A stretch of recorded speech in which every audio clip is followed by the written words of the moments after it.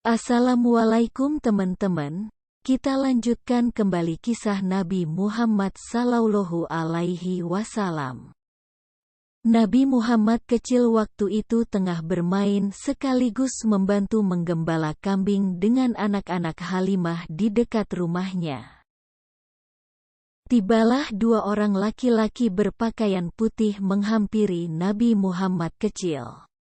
Mereka pun membawa Nabi Muhammad ke tempat yang agak jauh dari tempatnya menggembala. Saat itu, Nabi Muhammad kecil tengah ditinggal sendiri karena anak Halimah sedang pulang untuk mengambil bekal yang dapat dimakan mereka bersama-sama. Sesampainya anak Halimah di tempat menggembala, mereka tidak menemukan Nabi Muhammad di mana-mana. Mereka kemudian melihat peristiwa besar saat para malaikat membersihkan hati Nabi Muhammad.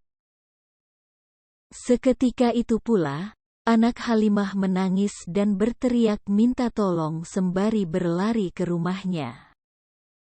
Mereka hendak mengadu kepada kedua orang tuanya. Halimah dan suaminya pun tergopoh-gopoh dan berlarian ke sana kemari hanya untuk mendapati Nabi Muhammad. Sedangkan Nabi Muhammad tengah duduk seorang diri di dekat sebuah rusun, Halimah pun bertanya padanya, "Mengapa engkau sampai berada di sini seorang diri?" Nabi Muhammad pun menceritakan kejadian yang barusan dialaminya. Mula-mula ada dua orang laki-laki datang dengan tidak disangka-sangka. Berpakaian serba putih. Mereka lalu mendekati aku dan salah seorang berkata pada kawannya, "Inilah anaknya." Kawannya menyahut, "Ya, inilah anaknya." Dua orang laki-laki berpakaian putih tersebut ternyata malaikat Jibril yang hendak membersihkan hati Nabi Muhammad. Kemudian ia membelah dada Nabi Muhammad dan mengeluarkan sesuatu dari hatinya, dengan berkata ini adalah bagian setan dalam dirinya.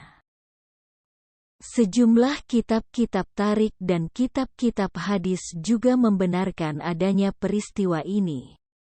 Beberapa di antaranya seperti kitab Sahih Imam Muslim, kitab Sirah Ibnu Hisham, serta kitab sirah lain yang muktamar. Hati Nabi Muhammad lalu diletakkan dalam sebuah bejana emas yang diisi air Zam-Zam untuk dibersihkan.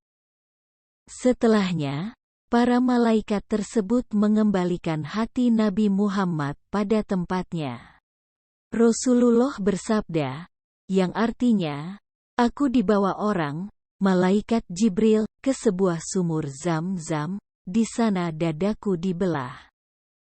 Kemudian dibersihkan dengan air Zam-Zam, setelah itu aku diantarkan ke tempatku semula." Hadis riwayat Muslim. Sekian dulu ya teman-teman kisah Nabi Muhammad, insya Allah disambung kembali. Salam.